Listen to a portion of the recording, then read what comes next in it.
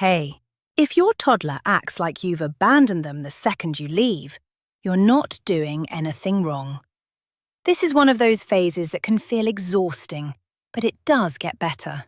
And I'm going to show you what actually helps. First, I want to say something that most people skip.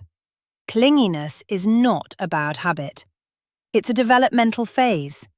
Usually it peaks somewhere between 12 months and 3 years, and it means your child is attached to you in a healthy way.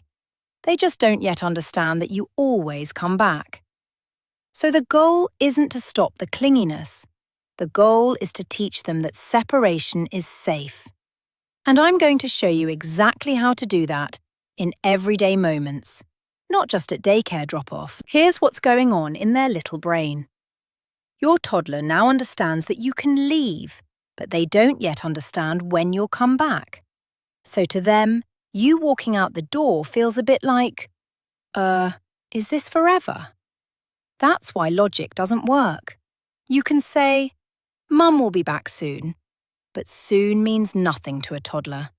They need experience, not explanations. So everything we're about to do is about building that experience, step by step. All right, here's what helps, and what most parents either skip or accidentally undo. 1. Stop sneaking away. I know it's tempting. You wait until they're distracted, then quietly disappear. It feels kinder, but it actually makes anxiety worse, because now your child learns Mum can vanish at any time without warning. Instead, always say a short, calm goodbye. Something like, I'm going to the kitchen, I'll be back in a minute. Even if they cry, especially if they cry. You're building trust, not avoiding tears. 2. Practice tiny separations at home. Don't wait for big moments like daycare. Start ridiculously small. Step into another room for 10 seconds. Come back. Repeat many times a day. You're basically training their brain. She leaves, and she comes back. Every time. And here's the important part. Come back before they panic too much at first. We're building confidence, not testing endurance. 3. Keep your goodbye boring and predictable.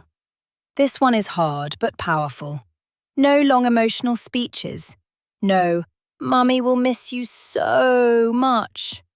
That actually signals this is a big, scary event. Instead, same words every time, same tone, same routine. For example, hug, kiss, I'll be back after your snack. Then go. Consistency creates safety. 4. Don't rush back immediately at every cry. This doesn't mean ignoring your child. It means giving them a moment to try coping. If you always rush back instantly, they don't get the chance to learn, I can handle this. So pause, count to 10, then respond. You're stretching their ability, gently. 5. Use connection before separation. A clingy toddler often just needs a quick top-up. Before you leave, sit with them for 2 to 3 minutes. Make eye contact. Be fully present. Then say goodbye. It's like filling their emotional tank before you go. Now, let's talk about the big one, daycare drop-off. This is where everything we just covered gets tested. So here's the playbook. 1 goodbye, not 5. Walk in, settle them with your quick routine, say your line and go. Bring a comfort object from home, something that smells like you. Tell the caregiver, she settles best if you take her straight to an activity. And the hard part, don't linger at the window. Kids almost always calm within minutes of you leaving, but not while they can still see you deciding whether to stay. Quick one, because parents always ask, what do I actually say? Keep a few lines ready and use the same ones every time. I'm going to the kitchen. I'll be back before you finish your blocks. Hug, kiss, back after your snack. You're safe. I always come back. Short, calm, specific. Tie back to something they understand, a snack, a song, an activity. Never to the clock. One more thing that quietly makes or breaks this. Everyone needs to do it the same way.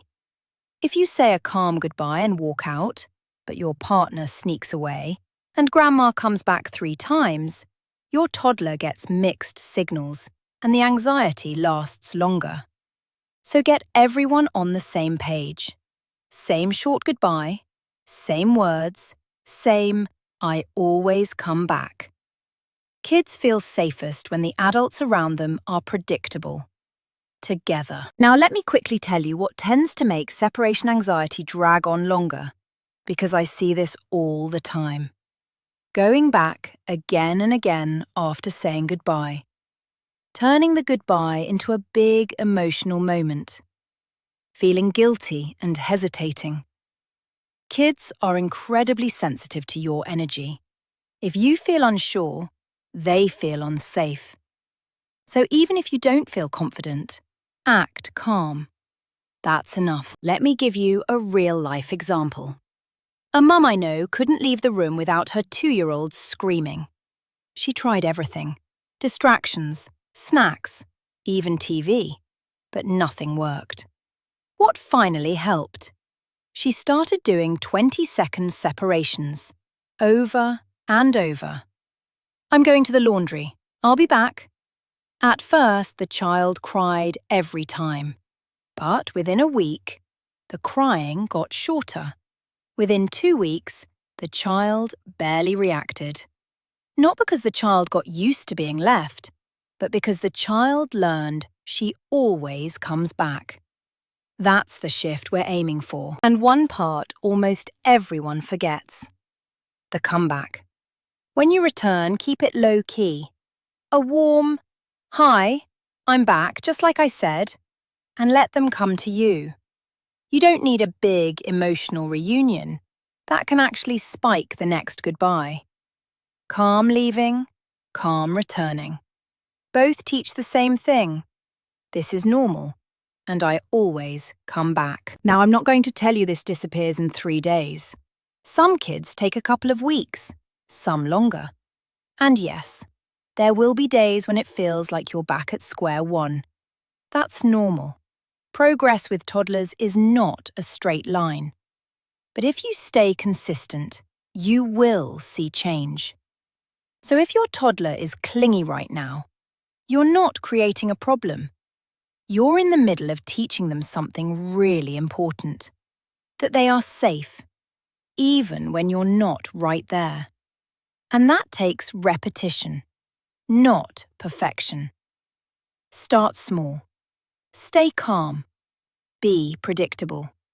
And give it a bit of time. You've got this.